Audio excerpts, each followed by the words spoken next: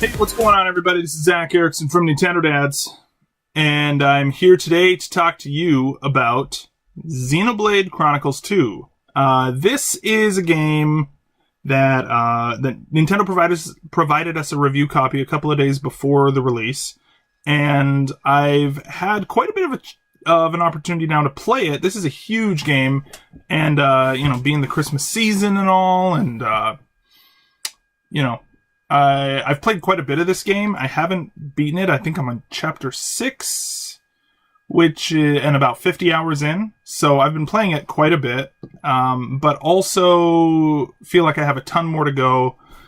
And I just wanted to give a little bit of I don't want to spend a whole lot of time. I think if you actually want, you can also check out episode 160, which I'll put a link in the description down below. I talk about it there too. Although I think you may want to check on iTunes. I don't know if I have the review, or it's just an audio episode, so it may be in the iTunes feed only. Anyway, or the podcast audio.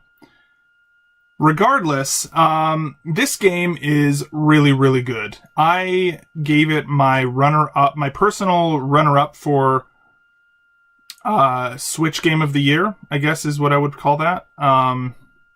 In my number 3, I guess, game of the year overall. With only Breath of the Wild and Metroid Samus Returns beating it. So, having said that, this game is a traditional Japanese RPG, but the combat system is very not intense, but it's very complex. There's there's a very specific rhythm that goes with it. And the first 20 hours of the game, they kind of are slowly adding piece by piece different pieces of the combat system, and it takes a while to get it all in there. But once it's in there, man, does it feel good. Once you kind of understand all of the different things that you're building all at once, it feels very cool, and it makes you feel powerful, and there's strategy in there, and there's timing, and you're managing all these things at once, and there's a certain level of flow that really happens once you understand it.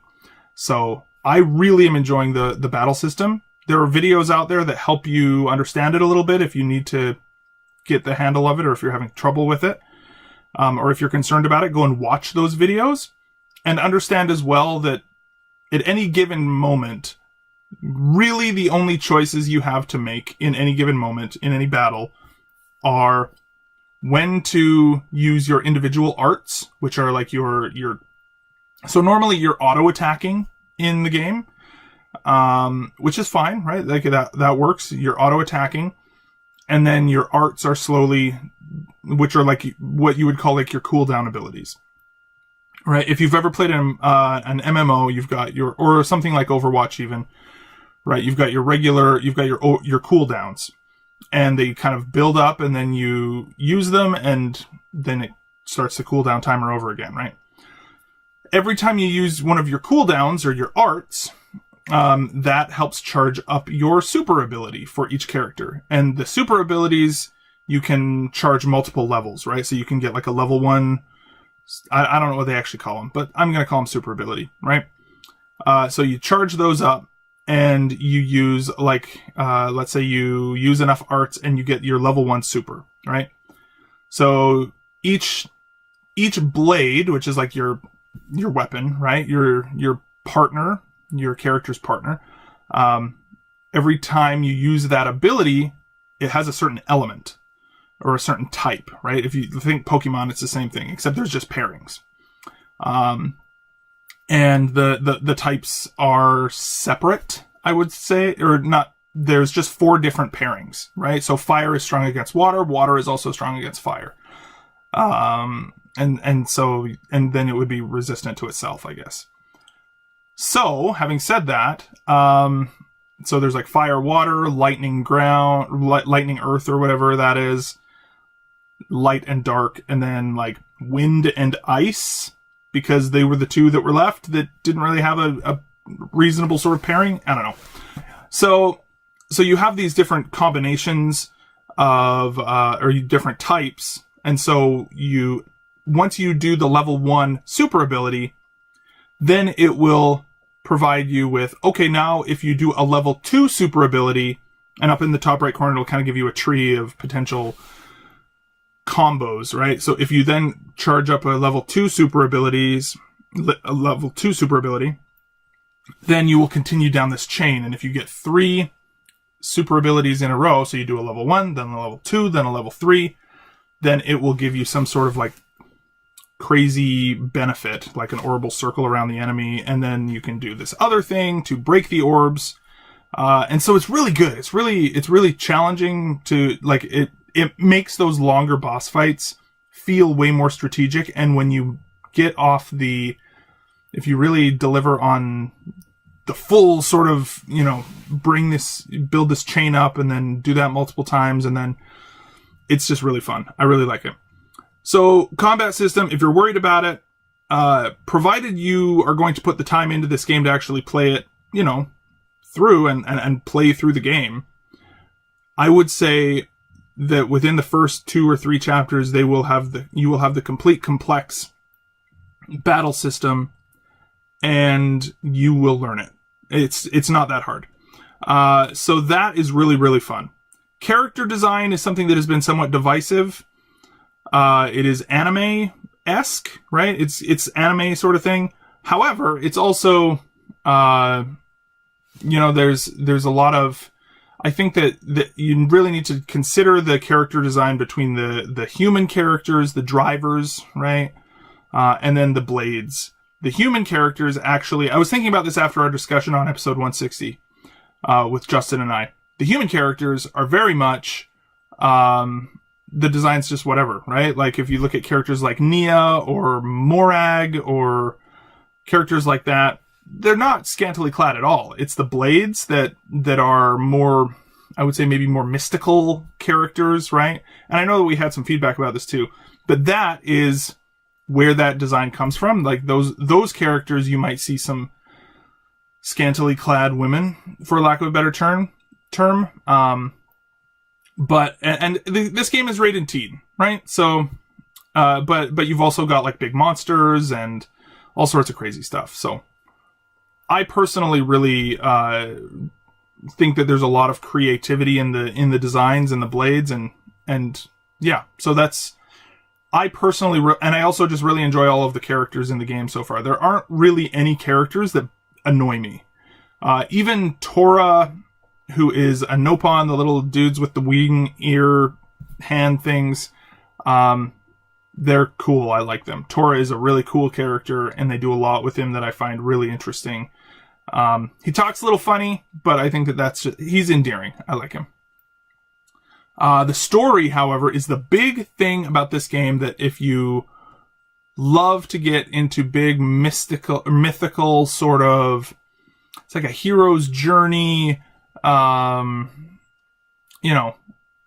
sort of storyline, this is absolutely the game for you. In fact, it is one of the best stories and the most gripping stories so far that I've played in a very long time. I played through some of Xenoblade 1 and Xenoblade X. I got about halfway through X, I think. The story never captured me with X. It was, we're on this planet and we're exploring and whatever, right? This one is all about the characters. It's about character motivation. It's about, sort of the arc that they go on. And I really, really am enjoying that more than just about anything else. I genuinely care. At this point, I have 5 drivers in my party, or not in my party, but you can choose between 5 drivers. And a bunch of blades. Every character kind of has like 1 or 2 primary blade that is like woven into the story. I genuinely care about every single one of them. And that is a really, really difficult thing to pull off, to manage that many characters. But I care about every single one of them. And when, there's cutscenes and they're all kind of together and hanging out, like, I'm just like, yes, these guys are cool, and they give sort of interacting moments with everybody. Really fun. I guess as far as negatives go, I'm singing this game's praises. As far as negatives go, technically this game is a little bit it struggles, I guess is what I'll say. And I want, like, I'm enjoying it. It's a really, it looks really good, especially the cutscenes look great. If you play this game in handheld mode, and the update came out just today, so I'm not entirely sure, but there's a lot there for it to process, if that makes sense. I don't know why I'm struggling to find the words, but it doesn't look that great, especially in the big open areas, right? Like, if you play it on the TV, and it looks pretty decent, I don't really have any complaints with it. Handheld, it can struggle, I guess is the way to put it. But it's still, I feel like this is a game that you want to play on the TV as much as possible, but you can play it in handheld mode. Maybe I'll put it that way. And it doesn't look terrible. I play it mostly in handheld mode, and the big thing that I notice is there's a quick travel system, and if you quick travel into a densely populated area with lots of geometry that it has to load in, it can take 2 or 3 seconds for all that geometry to load in, and it's like, boom, simple geometry, and like flat textures almost, and then when you watch over like a couple seconds, and it kind of like, almost like the Matrix, kind of like loads up. I don't know if the Matrix is the right term, but it all loads into place, and it doesn't necessarily break the immersion, and it doesn't really bother me, but it's something that I notice. So, yeah, I think I guess the other thing, there's a lot of different kinds of systems to maximize your characters, and I don't really, like, it is what it is, but I really enjoy this game a lot. I can't recommend it enough. Like I said, it's my number 3 game of the year. So if you like, RPGs, if you like the sort of active combat MMO style thing there, I really enjoy that. And I think that you will as well. And yeah, it's more than anything, again, story. This game is great. It has an anime style, but it doesn't. The story, I've kind of been turned off by the anime. A lot of anime that I watch, if that makes sense. And I don't really know why. Maybe this is gonna make me feel like I can watch anime again. I don't know. Not that I watch a lot of TV anyways. I'd rather play games like this instead of watch TV. So, yeah, those are my thoughts on Xenoblade, whatever. Oh, one more thing. Nintendo also provided us the expansion pass, which, Nintendo, huge thank you for that. And so I do have the expansion pass. Right now, it just has... I should pull up the actual... Do I have a browser open that I can do it? Pardon me, everyone, while I load this up. Xenoblade 2 expansion pass. Right now, it only has items. And so that's a thing, right? It just has items. But, having said that, it has a lot of stuff that's coming. And it's $10 more, I want to say. Here we go, DLC. So there's obviously the Japanese voice pack. I actually like the voice stuff in this game. The voices, there's enough stuff in the voiceover that I like the information that they give. Some people don't like in fact, in battle, the voices are a bit crazy. Okay, so here we go. But I do like it. It's, I think, a little bit more money.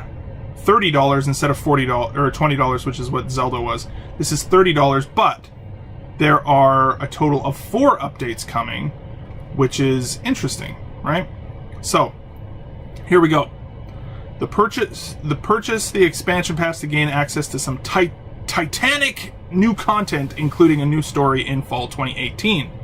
So, as of right now, you get a bunch of items, and these items are things that are genuinely helpful, I would say. They give a lot of core crystals, and today's update brought a bunch more. So you get a ton of core crystals, which are really helpful, especially in the early game. I'm sure that starting out with those core crystals is going to be really nice. You'll get maybe some rare blades out of those as well, which makes it a lot more enjoyable to play through. So, December 1st, the Helpful Items Pack. January 2018, New Quests Pack, which is going to be cool. New quests. Spring 2018, new rare blade pack. So there will be new rare blades added to the game that you only can have with the expansion pass. 2018, new challenge mode pack in the summer, which will be cool. And then fall 2018, the brand new story content pack. Now, that's pretty cool. I'm excited about that. I think they're adding a new game plus mode into this as well, which I have heard is coming next year sometime. But they seem intent on supporting this game for a while, which is great. I mean, especially after Zelda Breath of the Wild, knowing that we don't have any additional content coming for that now. That's something that we gotta, be aware of. We're gonna plan for that, and this game is gonna hold me out for a long time as well, and I'm excited for that. So, anyways, that is Xenoblade Chronicles 2. Thank you again to Nintendo for sending us a review copy of this game. Huge fan of this game. So, that's all I have to say about it. Thank you for listening. Thank you for watching. Happy holidays to you. And we will see you next time. Subscribe, all that jazz. We'll see you next time. Bye-bye.